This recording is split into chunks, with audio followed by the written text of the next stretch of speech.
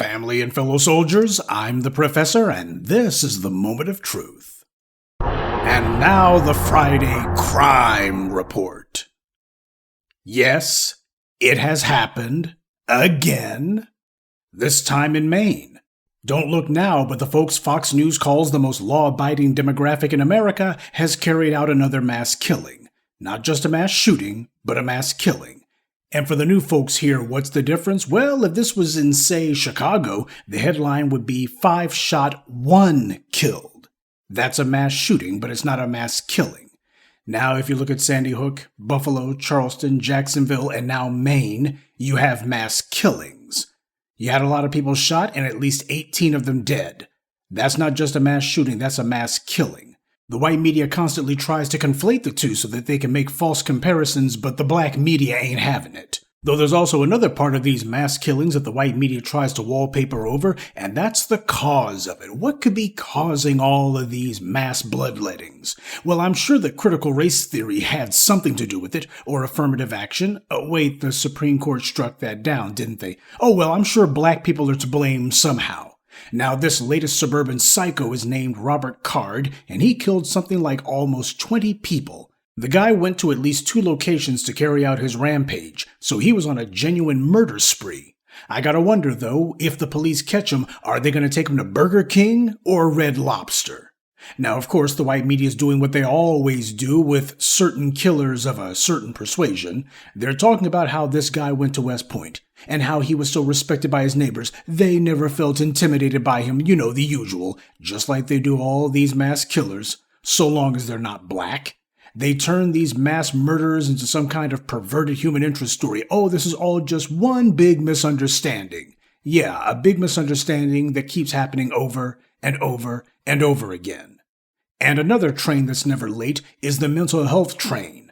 White media saying that this guy's been reported as having heard voices in the past. He said that he was spending time thinking about doing a mass shooting at the military base he worked at. They had this guy see a shrink, and 2 weeks later they put him back on the streets. But nothing was done about him, because for people with genetic immunity from law, nothing ever is. His sister says that he began to become convinced that everybody was against him. Gee, I wonder where he got the idea like that from. Fox News, perhaps? It got so bad, his sister and their family reached out to the police and the army base that he was stationed at because they were worried he might do something since he does gun training. And this was well before this incident occurred. How was this guy allowed to be getting guns after he was forced to get mental help? With the authorities and the police and the military having been told about it, why was this guy still running around?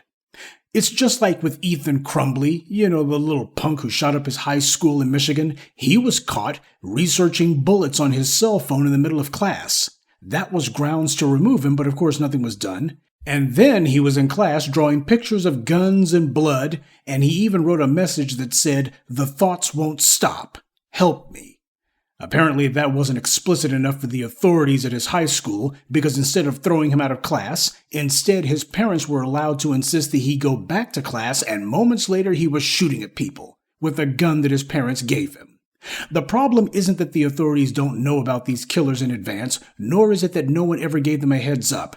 Time and time again we see that the authorities had been warned and had more than enough time to stop these killers, but they refused to act. On the other hand, if you got a black person who's accused of anything, or if they have any sort of sick idea that black people are up to something, they'll have law enforcement all over us. Schools or businesses would expel or fire a black person for things that other people are allowed to do routinely.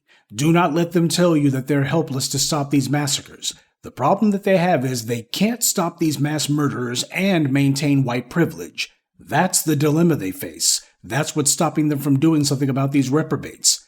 Besides, if you're trying to make sure that the irregular forces of white supremacy, i.e. the so-called well-regulated militia, is armed to the teeth, well, you can't do that and stop them from carrying out killings. Gotta break a few eggs to make that omelet, don't you know? This is the problem with a racist country that uses the police and the courts to selectively target black people and to arrest or kill black citizens merely for walking down the street like Elijah McClain, meanwhile ignoring other people who everybody says are going to go on a rampage. In the sick minds of these white supremacists, this is how they create a two-tiered society.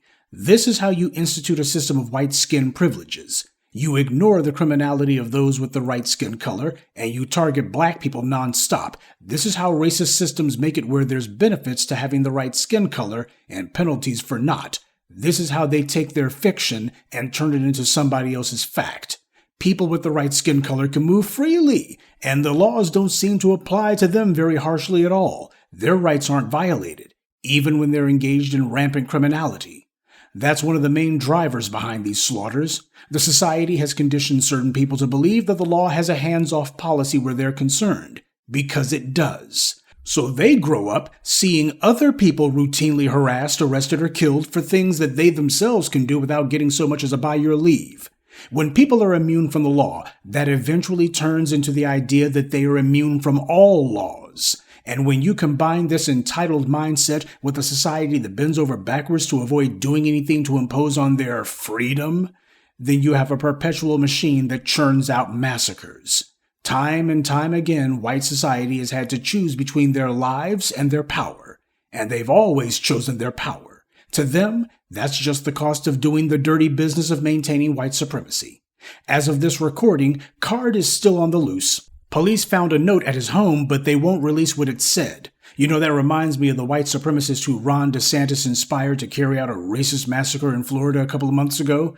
Police didn't release his mass murder note either. How long will Card remain on the loose before he's caught or killed? Well, if past incidents of murderous fugitives on the run are any indication, he'll probably be out there for about 48 to 72 hours with the massive resources that are against him. But regardless, one thing's for certain. He will definitely not be the last mass murderer of this year, probably not even this month. The United States is not trying to stop these mass killers, it's creating them. There was also another mass shooter who was on the run too, this one a white female, Kiana Rosenberg. She's a 17-year-old who carried out a mass shooting outside of a bar in Denver last month. This was a child who decided to shoot 5 people because security at the bar wouldn't let her in since they suspected she was using someone else's ID. That was her justification for carrying out a mass shooting. This is weapons-grade entitlement that some people have been conditioned to have in this society. She was underage, trying to get into a bar illegally. Just out of curiosity, what is it about Becky's that they think that they'll die if they don't get into a bar as soon as possible? I mean, the moment that they think that they look just old enough to sneak their way in, they'll break the law, have somebody to make fake IDs, and for what? This is some sort of obsession for them, an uncontrollable compulsion. But we all know why that is, because certain of these little girls, they want to get close to the guys with more money than their high school pals. And this is certainly the way to do it, go into a bar. They know because of their age, a lot of these dudes at these bars will know that they're too young to be messing with them, but they'll do it anyway. It's all part of the game. Well, this would-be mass killer was arrested a few days ago in California. She had been on the run for a month. A 17-year-old psycho piece of trash. You know she wasn't able to remain on the loose for so long without some help. She's a child after all. Whomever was helping her stay on the lam needs to be in chains too, but of course they only do all in when it comes to black people.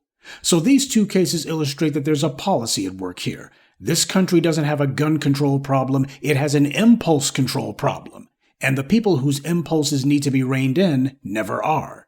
We have the white media doing the usual gaslighting of the public, trying to make us think that everybody's to blame when that's not true. The bodies are piling up, and while people will continue to mourn, the sad truth is this is being allowed to happen. It's an evil that dare not say its own name. So long as this country continues to coddle the killers, to ignore the warnings, and treat the murderers with sympathy instead of the contempt they deserve, then there will always be a socially permissive environment for these slaughters. And just on the off chance that you're hoping that maybe if someone important gets killed or shot, maybe then that'll cause something to happen. What if it was some member of Congress or a senator who got shot? Then they'd be doing something. Well, you'd be a little bit late on that one. Remember, Democratic Congresswoman Gabby Gifford was shot and nearly died back in 2012. And Republican Congressman and David Duke fan Steve Scalise was also shot by a would-be assassin. And nothing changed at the federal level.